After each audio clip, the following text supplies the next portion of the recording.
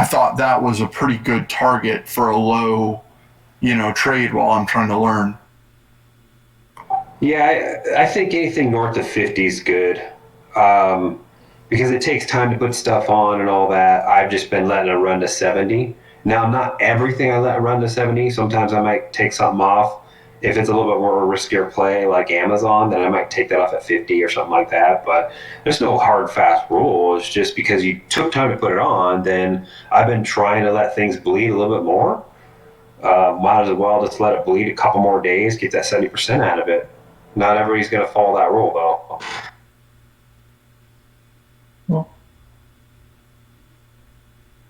yeah. When I'm looking at option plays, I look at like how much cash it would take to actually like take position and or take the premium received and divide by the cash that it would take to secure the position. And I try to aim for like 1.5% a month in that regard to see if it's kind of worth it in my book. But I do that on like all the plays I look at, so I can compare like maybe T28 strike gives me 1.7%, while Kroger just gives me 1.4. Then I'm going to put it on T because I get the higher return. So that's what I use to kind of look for the plays. But since I'm using margin, like the buying power that really takes up is minimal, so I can put on like 2 contracts or multiple different positions. If I put on more of those 1.5%, like they add up to be 3 or 5% a month. So you're taking it a step further than what I do, I suppose. Or is that dictating what strike you go with, or you don't really care what the probability is? Or are you looking at the probability first and then say, okay, this is only making me 1%. This is not going to work. I look at the chart first to see where I want to be on my strike, and then look how much that pays in premium if I was to put on the play. And then as long as the probability of money is at least 70%, then it's kind of like fair game. Yeah, so what I was advised to do and what I am trying is 70% probability in the money, and then I'm trying to get like 1 to 2% somewhere in that ballpark, and that's what I consider like a pretty exceptionally successful for me, because if I can pull that in on top of my dividend income, that's just going to be fantastic. So you said probability of in the money. You're talking about 70% of probability out of the money? Out of the money, yeah. Yeah, so if like 70% probability of being of like not having to get assigned out of the money. Gotcha. Out of the money. Yeah, so that's pretty aggressive. That's pretty aggressive. I mean, to take Thumper's point one step here, because so are you doing math in your head? If you're doing a weekly, are you figuring out what the rate of return is and then timesing that by 4 to get a monthly return to fill your number, or what? Yeah.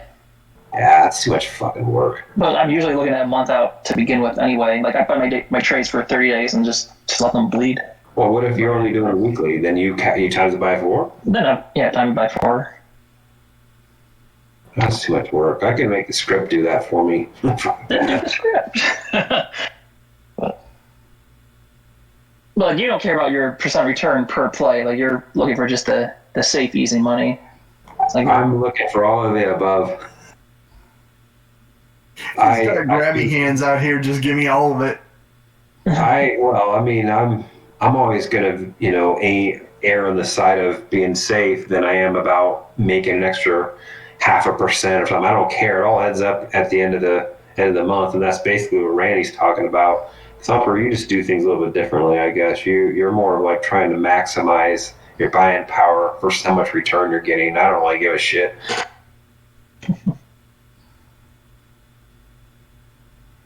But I think the key for me is I'm determining my price that I'd be willing to set at before I look at the options chain, basically. And then I'm evaluating, is the premium enough to make the strike I want to do work? Well, you're going to have it takes a little longer to find the place. Right? Well, I mean, I guess I might just modify the script to go with exactly what you're talking about here. I just need the calculations and maybe do it off of like a 30-day DT or something like that. So far, my methods worked in January and February. In March, I made what, 25? I mean, came back from some losses or whatever, and that's just taking, and I don't know if that can be duplicated with the VIX so damn low. So that may be an issue. I might have to get more aggressive. Yeah, I think so. It's been so low. I was out there looking for something to sell, and I'm going, shit, I should be buying this and not selling it because it, it was Normally, 20. I've had 3 weeks of stuff on with up to maybe 1,500 premium for every single one of those weeks.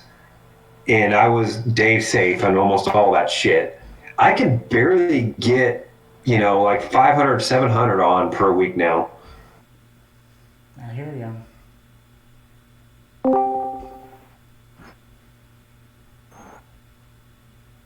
Fucking Johnny come lately. Yeah. Right? November, December, I was having $30,000 in premiums out there, and I can't get shit like that anywhere close to that now. Well, Thumper's getting it, but are you getting more aggressive on your probabilities, Thumper, or are you still staying the same? Still doing the same stuff I've been doing before. I think my probability is probably like more average towards the 70% mark than like typically the 85% mark. So my guess is that you would have been making, 3 months ago, you would have been making probably double what you're making now. But it still seems impressive what you're making now because, I'm pretty safe, right? So I think that's where the discrepancy or the confusion is coming from. Can you explain the difference between what you're doing now, Thumper, versus like what you were doing before as far as the actual percentage earnings goes? I'm still doing like the same stuff that I was doing before. It's just I'm kind of playing some more volatile tickers recently, I guess you could call it. Like Planeteer and Fastly have kind of creeped up on my watch list, I guess. I'm glad you threw Palantir in that risky category. It's risky. It's a little overvalued right now. Long term, it'll be up though. So the issue that I guess we're all running into, and we haven't realized it yet, is the VIX has dropped. The VIX has dropped. So the premium is drying up. So that's the issue. Which is kind of funny because QYLD and probably Newsy and Jeppy are all going to suffer. So do you mean they're just going to suffer on the premium they're paying on the trades, or like as in the stocks are going to go down in value because of it? The amount of income that they distribute. Well, no, QYLD is paying out more than they make, but yeah, if they're not going to be making as much premium, they're not going to pay as high as yield. We should see that come down. I guess over the next couple of months, I suspect that the dividends or whatever you want to call them, distributions, return, whatever the fuck that's called with those damn things, is going to be reduced. And is Jeppy even a qualified dividend? Partially. It's partially. Okay. I'm still trying to figure out how Jeppy gets taxed because I've read there's conflicting stuff saying if it doesn't follow a calendar year, you're going to get a 1099 corrected, and then you got to fucking file an amended return. It's like, I don't want to do any of that shit. But I came close to adding it today.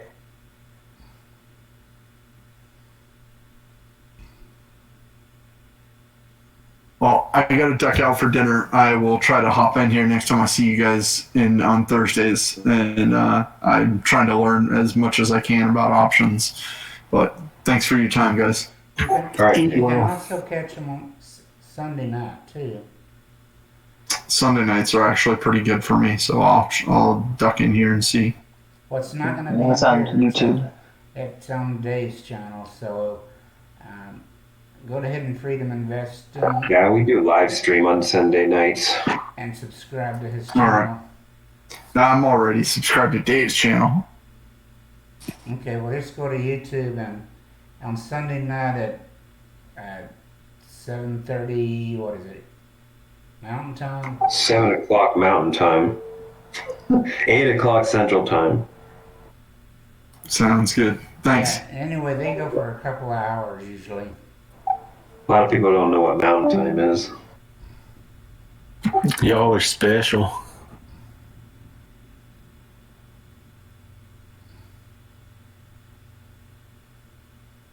So, Jerry, we're just talking about the VIX being down at freaking, I want to say almost record lows at this point. That it's definitely causing an issue, and I'm noticing it because I can barely get above 1,000 premium. You know, like 1 week, or I used to have it like 1,500 for 3 weeks in a row. You know what I mean? Like all stacked up, ready to go.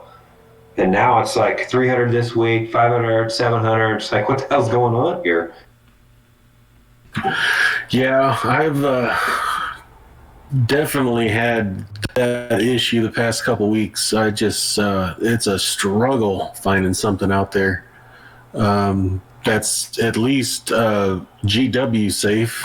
Not, trying to be Dave safe is even harder. We need Biden to say something stupid. Yeah. Of course, everything he says is stupid, but I mean, we definitely need the VIX to go back to 20. That's ideally where I would love it to stay, is 20. It's at 17 right now. It is at a yearly low. All right, so the VXX is actually not in line with what the VIX is showing, I guess. It might be the time to start buying some leaps. Maybe. On what? Yeah, that's what I was wondering, on what? I don't know. We'll do some research on Saturday, I guess. I mean, you still, you still got to look at recovery plays, because a lot of recovery plays hasn't even recovered yet. We're not even there. Airlines and cruises and hotels and energy. They've already come up too much to look, attractive. Yeah, some of them have. But, that's what I'm saying, though. If we still haven't even fully opened yet, is there still a lot more upside to those areas when they actually start making money? Well, I think that people they've already thought about that, because look at where they're at now, right? I mean, airlines come back. Well, not the business hasn't come back, or the business travel, and that probably will never come back to wherever it was, right? I'm never going to go back. So I used to travel a lot. I'm never going back. So, I mean, there's a lot of people in the same boat.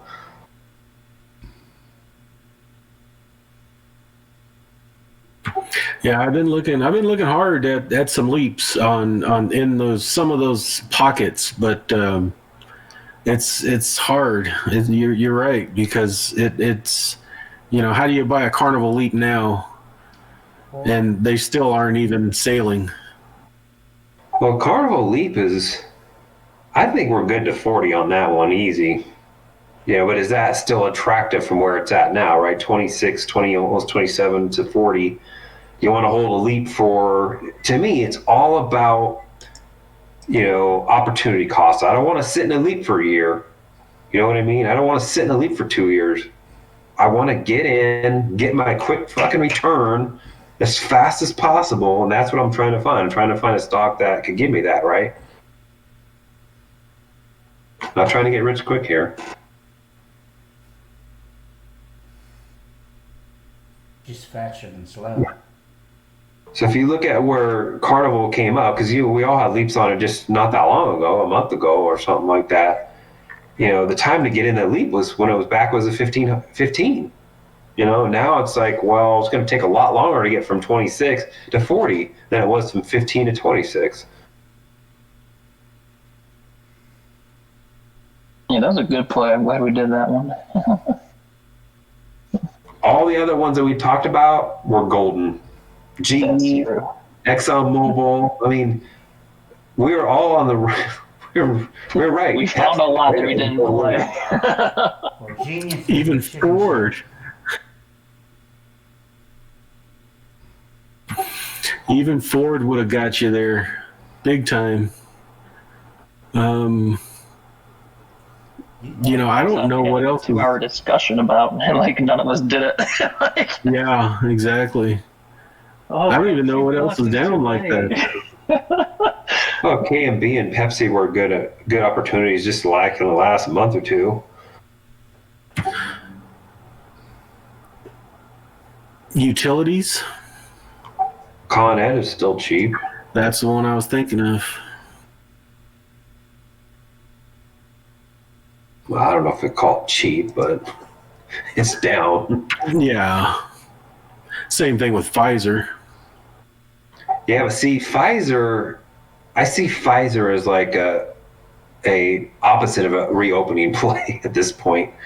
Same thing with Zoom, same thing with Clorox, same thing with, Piton, all those stocks where they've peaked. They're probably never, it's going to be like a year 2000 where stocks never reach those highs ever again in their entire existence, It's funny though, with Pfizer, it's just like none of the COVID news, none of the vaccine stuff affected that stock price at all.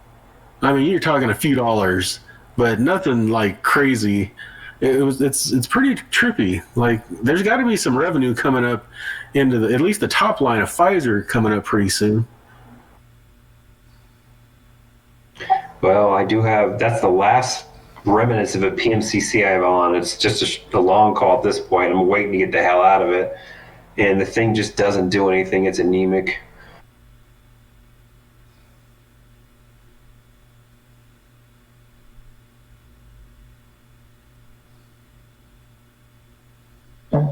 Today, Knight Rider had a question.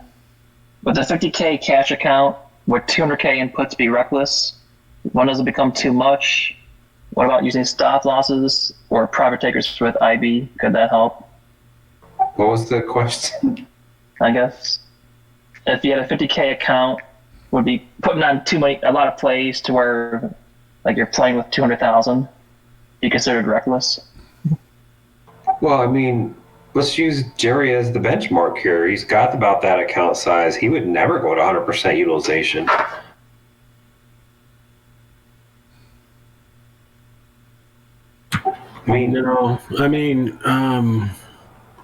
There is some balancing and some strategic ways to get into these plays. I think I read his question, and it's like, he's worried about everything being assigned all at once, and that's just not going to happen, right? It's just you're not going to be challenged on everything unless, of course, something like a March 2020 happens, some sort of flash crash. So that's yours. That's your strategy, but he could be doing a different strategy where it could get assigned on everything because he's in, a bunch of crap that's all connected together or something like that, or he's too aggressive on a strike. So it's a question that you need to figure that out, right? For you, Jerry, yes, that's most likely not going to happen because you're spreading your tickers out across different sectors. It's not all in tech or something like that, right? Yeah. I don't play.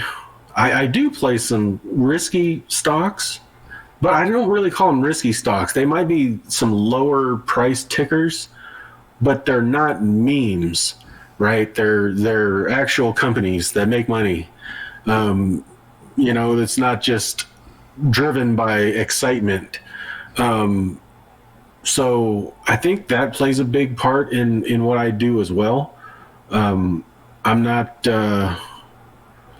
trying not to be heavy into one area, heavy into a meme stock. And when I say I play some risky stuff, I'm just saying it might be one position in one contract. It's not, because I see some people out there that are selling, I put 10 contracts on this ticker and blah, blah, blah. I'm like, holy hell, why would you do that? It just, they can get into some real messes. And, I like to play small and trade often. And I think that kind of helps that spread out and be able to take profits more often too. It's like the Wilford Brimley commercial. Check the blood sugar. Check it often. Sorry. Yeah, no, I agree. I think he just needs to check his strategy. 50K, you know, like